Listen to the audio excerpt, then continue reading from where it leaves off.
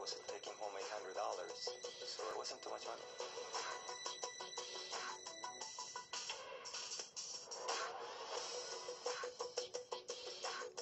Well, I used to be a dental hygienist up in Canada, and I hated that job. You know, cleaning other people's dirty teeth all day.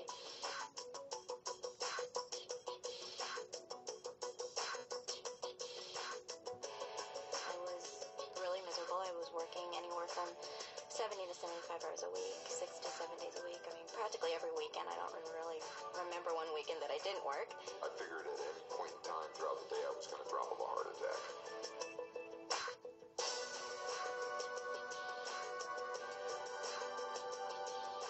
I couldn't just quit what I was doing and stay home with my son as I wanted to. Literally, someone else was raising our child, and it wasn't with our principles and our morals, and that's no way to raise children.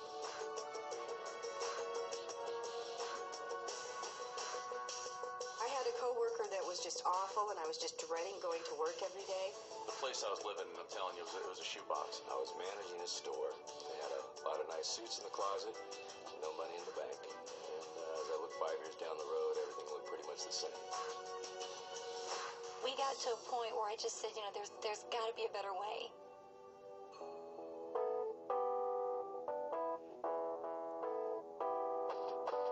My dad was actually a house painter, still is, and he's been doing it for 30 years.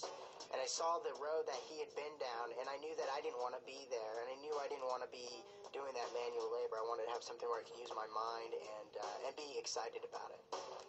When we retired, our combined retirement, Social Security income was about $28,000 a year. That just gets you by. I was waiting tables at Red Lobster. I had just failed out of college, and I was so broke, I was literally riding a bicycle to and from my job. And I really got depressed when I would walk into a business, because I did business to business. I was in outside sales. And they'd say, "Frank, the beeper guy's here." So when they started calling me the beeper guy, I realized I was in the wrong career. I don't want to be that anymore. But you'd have to get all excited about it. And I wasn't excited about it. I was a wholesale furniture agent, which was great money.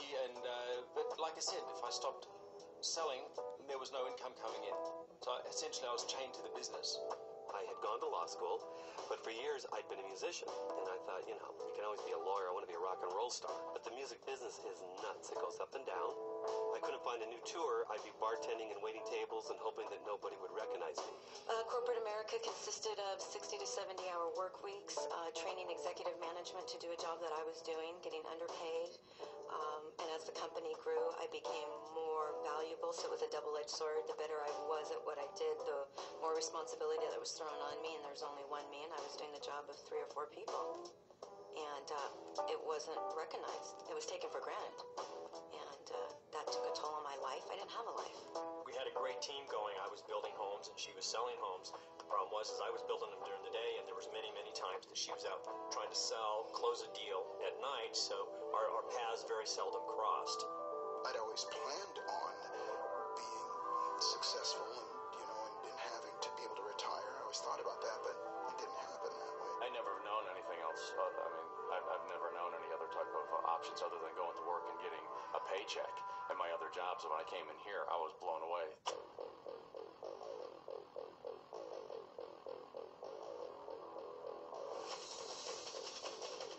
Cowabunga.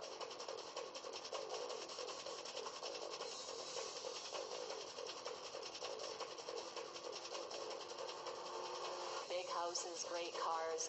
For me, it's shoes. Today was Anthony's very first field trip, and I was there. If I wanted my boys to look very nice, I don't have to check the tag with the price, get my clothes, put in the cart. We're changing lives. We're making a difference in the world.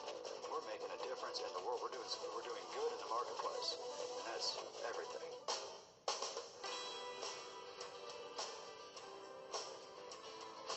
A lot of ways to make money, but there's not many ways you can really be proud about the way that you make money and affect so many people in such a positive way. When I got started, I was definitely looking to make money. There's no question. I was not looking to change the world. I was looking to change my bank account. You know, my first 3 days in the company, I earned about $300, mainly from retail. It was really exciting. It validated that you could actually make money. I remember my very first month, I made $1,000, and that was a lot of money. About a year and a half into the business, still part-time was making $2,500 a month. First month, 2,100. 21. On average, we make anywhere between $1,500 to $2,500 in profit a month. In the first month, I made $300. I was very excited. Then $800 the second month. Then $2,700 the third month. And then I decided to quit my job. First month in business, without having a clue, literally our mentor said, do A, B, and C. And being a very willing student, I said, okay, A, B, and C. And first month, it was unbelievable. Actually, our income was $1,500. Personally, best month in the business was $2,800. Did exactly what they told me to do, and actually, the very first month made a profit of $700. And the second month, we made $1,400. A year exactly after I started the business, my checks that month were $5,468.28. 2 months later, my check went up to $7,080, and that was the month I went on vacation and came back and got that $7,000 check. So it's been amazing. You know, the royalties grew 5 times in 5 months, and last month we hit about $16,000.